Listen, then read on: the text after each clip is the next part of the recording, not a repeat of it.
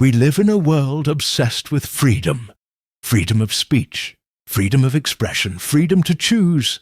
But what if I told you that one of the freest men in history was born into slavery? A man with no rights, no wealth, a body broken by abuse. And yet he was freer than kings, emperors, and maybe even you and me. His name was Epictetus, and his story will challenge everything you think you know about success, suffering, and the power of the human mind. Because while others ruled empires, he ruled only himself, and that was enough. Epictetus was born around 55 AD in Hierapolis, a city in modern-day Turkey, not into privilege or comfort, but into bondage. He was born a slave in the Roman Empire. His master was Epictetus, a powerful man in Emperor Nero's court, cruel, feared, and unpredictable. According to legend, he shattered Epictetus's leg, leaving him with a permanent limp. But Epictetus never let that become his identity.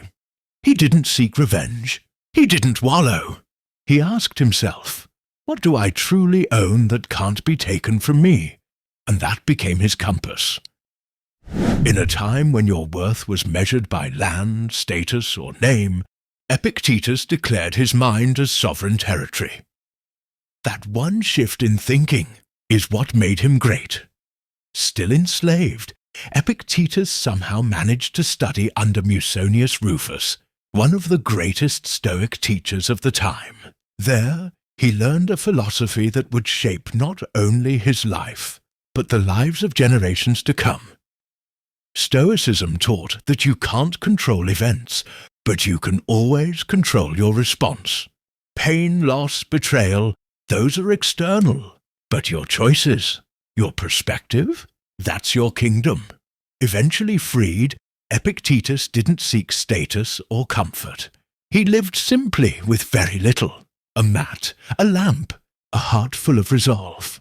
No man is free who is not master of himself, he said, and he lived that truth every day. After being exiled from Rome during the philosopher purge, Epictetus fled to Nicopolis, Greece. There he opened a school, not of wealth but of wisdom. There were no golden columns, no lavish libraries, just a man, a mind, and a mission. To teach others how to think clearly, live courageously, and suffer well.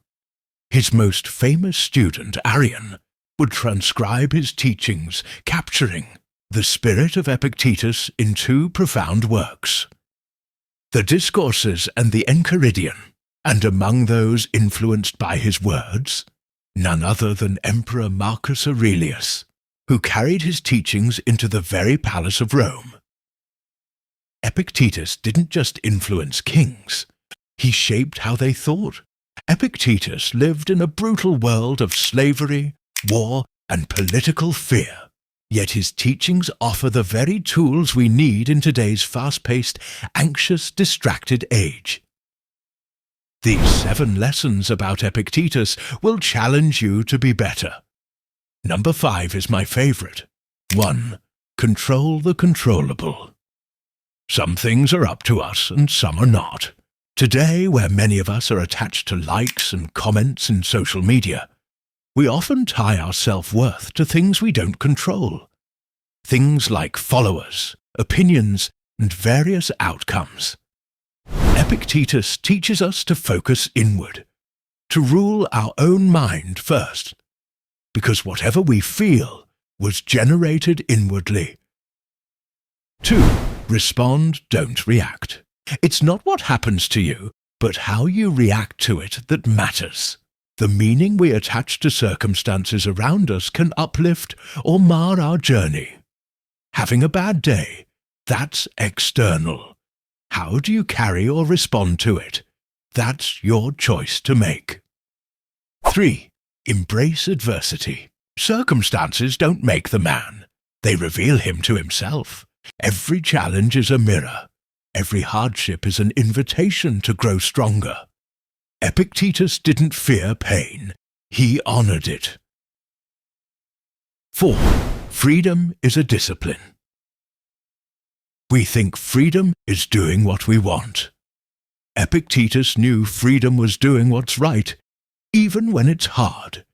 Discipline is freedom in disguise. 5. Master your attention. You become what you give your attention to. Attention is the new currency. How do you spend it? Where your mind goes, your life follows. 6.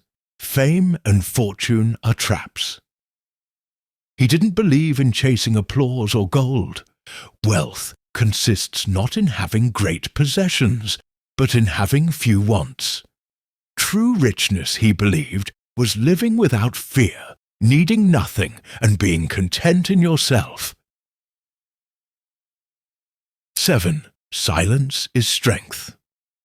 He who knows how to be silent knows also when to speak. You don't need to win every argument. You don't need to react to every insult. Wisdom often speaks loudest in silence. Lesson 8. Live by example. Epictetus taught by how he lived. Don't explain your philosophy. Embody it. Don't post your beliefs. Live them. Let your life be the lesson. If he sat with you today, he wouldn't ask what you owned or where you worked. He'd ask, what do you allow to control you? Whose opinions run your life? Why do you run from discomfort instead of learning from it? He'd tell you that freedom isn't earned through victory. It's earned through self-mastery. And that the voice inside you, that's the only ruler that matters. Empires rose and fell. Armies marched. Statues turned to dust. But the words of a former slave who owned nothing but his mind still shaped the world. This was Epictetus, the man who had no throne but taught kings to rule, the man who limped but never wavered, and the man who lived poor but died rich in wisdom. If even one quote from Epictetus made you stop, reflect, or breathe a little deeper, don't keep it to yourself. Share this video with someone who needs clarity in chaos. Subscribe for more ancient wisdom reborn. Comment below with the lesson that stuck with you most. And remember, your freedom begins where your excuses end.